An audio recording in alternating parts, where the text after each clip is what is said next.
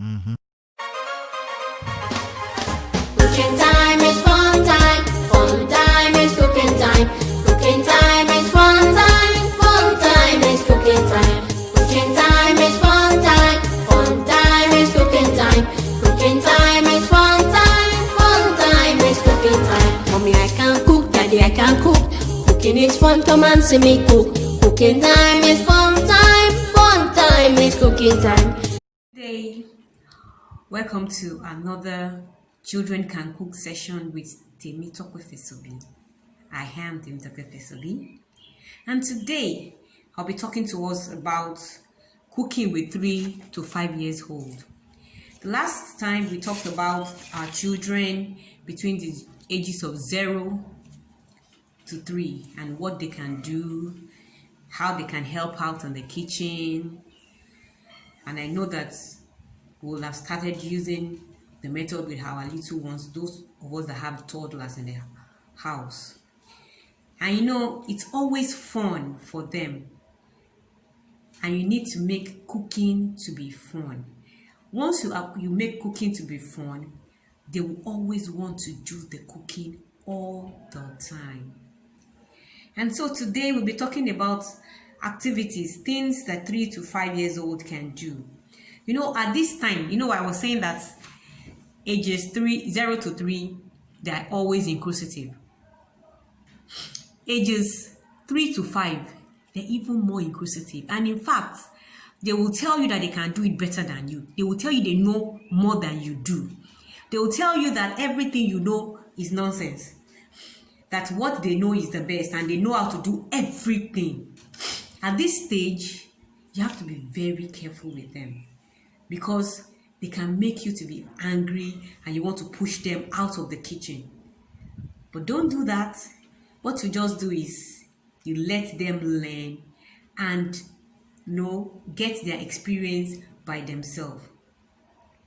For instance, though my older child does not really give me stress about what I want to do in the kitchen, since the day when he was around 2 years old, he was telling me I told him, don't touch the door. When you're closing the door, hold it by the handle, don't hold it by the frame. But he doesn't like doing that. He likes holding it by the frame. So that day I just decided to let him be. It was 2 plus, going to 3 then.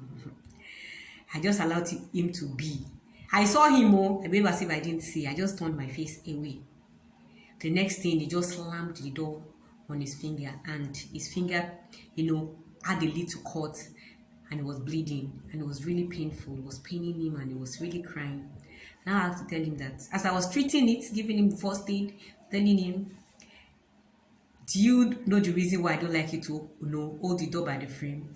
He will say, yes, mommy, I know I won't do that again. And he didn't do that again. And next time when I tell him, don't do this, he respects my opinion since that time. But the younger one, when he was between 3 and 5, thank God, because of the younger one that is very, very inquisitive. He wants to experiment everything. But even if you tell him this is not going to work, he wants to still do it by himself. And because of him, I had to stop using gas in the house, because there was a day he went to the cylinder and he wanted to open the cylinder. He wants to see how gas is coming out of the cylinder. And he likes experimenting. I've learned that one from him. I know that one about him since a little child, that he likes to just explore and experiment. He wants to see how that thing is. When you buy a toy for him, he wants to open it up and then he wants to try and fix it back. And he will come and meet you and say, Mommy, I know how this thing works now. After he has finished destroying it. Because at times he may not get the screwdriver to unscrew it so that he can fix it back. So by the time he's trying to fix it back, we'll now be using sellotape, using everything. And I want to fix it back. So because of him, I had to stop using gas and I started using safety stoves. Because one is good for the health, is a biogel that I use now because of him. Because he's so inquisitive. Even at that, when he was around 5 years old, he took a gel and said he wants to see how the gel will work inside the bottle. And he now lit strike the matches and put it inside the bottle to see how it will work inside the bottle, because the person that, one of the people that sold the gel to me said the gel does not explode, it's not like gas and all those stuff. So he decided to put the matches inside. Thank God that it doesn't explode. If not, maybe something else I'll be talking now. And the thing just bubbled out of the bottle and then it splashed on him. And then he said, Mommy, I now know. I was now looking like him like, wow.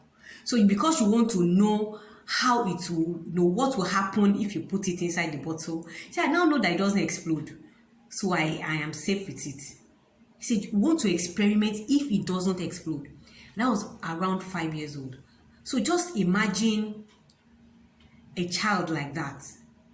When you have children, you need to learn who they are, what they love doing, how they love doing things. Like that little one, he likes experimenting, and he likes, he doesn't like you to say, this is this. He wants to go and practicalize it and then know that this is this truly. So when he is going to the kitchen, I'm with him because I don't want to burn my house. So you need to know each child. But at that age, between the age of 3 and 5, they are so inquisitive. They want to know everything. And it was at that age that I taught the senior one how to turn on the gas and then turn it off. To the extent that when he was around 6, my older child was around 6, the younger one, they used to come home, with the school bus, and then I was not in. So they had to wait for me to come back home, but their food is ready. They just entered the house and locked themselves inside, and the younger one said, yes, I want my food very hot. I don't want the food inside the cooler. So the older one was like, what will I do? So he just said, I know that Mommy has taught me how to use this gas. He on the gas, he warmed the food for him, and he turned off the gas and turned off the cylinder. By the time I came back, and when he told me, I was like, you on the gas by yourself without me at home. Hey, what did you do? By the time I got to the kitchen, I was like, there was no cause for alarm, because he actually did it well, even more than the way I would have done it. Because at times when I'm using the gas, I don't even go to the cylinder to turn it on, because I'm so lazy at times to go out and go and turn the cylinder off. I'll just feel like maybe he's outside later. But he did everything, all the safety precautions that I've told him, he did it. That is why it's good to teach them all these safety precautions. And then because once in a while he sees me doing it, even though I don't do it every time, but he saw me doing it once in a while. So anytime he's using the gas, he turns it off. At that, now that he's grown older. And at times I'm like, okay, because you can do this, then you'll be able to do the other side. And then for children between the ages of 3 and 5, you can allow them to weigh. When you want to weigh your stuff, you want to weigh your ingredients that you will use to bake or to make pasta or to make, all these doughs. You can allow them to weigh it, because they can actually do it. And you won't even need to monitor them too much, because at this age, they can really do it. They can really scoop and weigh, and then, because by the age of 0 to 3, you have been showing them, they have been scooping it inside, and they have been seeing the way you are looking at the scale and how the thing is. So at this age, they can do it by themselves. So you can allow them to do it. You can allow them to mix the batter, especially when you are mixing the batter with your hand and all those things, because they like things that sticky and yucky. They just want everything to just create a mess. But you have to teach them that you don't need to create mess. You need to have your fun, but you don't need mess. You don't have to have a messy fun. Yes, your hand is sticky, you have everything is in your hand, you're matching everything, but don't get all the whole kitchen messed up. Then they can wash the things that you do at this time. You can allow them to wash, to rinse. You can allow them to butter the bread, bread, the butter the bread. You can allow them to bring out the breadcrumbs. You want breadcrumbs after toasting it or after, eating it up and making it dry. You can just allow them to, scrape it out and then bring out the crumbs. You can also allow them to tear, like when you want to do your ewedu, you can allow them to remove it. Want to do your vegetables, allow them. They can do it. Especially your spinach, your pumpkin. They can actually remove all these things. Even lettuce, you can allow them to do it so that they will be able to get used to all these things. And then the more they are doing this, they are getting better. Then sieving, when you want to sieve your flour, you can allow them to sieve the flour. And then when you want to sieve, because their mind may not be where they are, so what you do is you put it inside, you put the sieve inside the bowl, and then you pour whatever you want to pour in, and you allow them to just juggle it around, so that at the end of the day, they are doing it for you. They are helping you.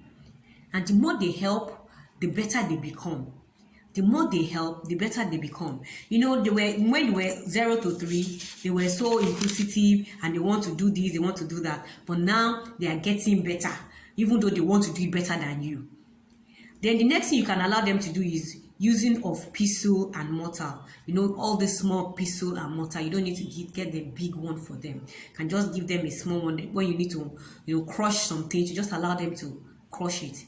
And there was a time I did an experiment with the small, pestle and mortar, and I told my little children, the little children, not exactly my own children, my cousins, my cousins' children, and my nieces and my nephews, told them to pound yam inside those small bowls, small mortar and pestle, and they were able to do it, and they did it very nice.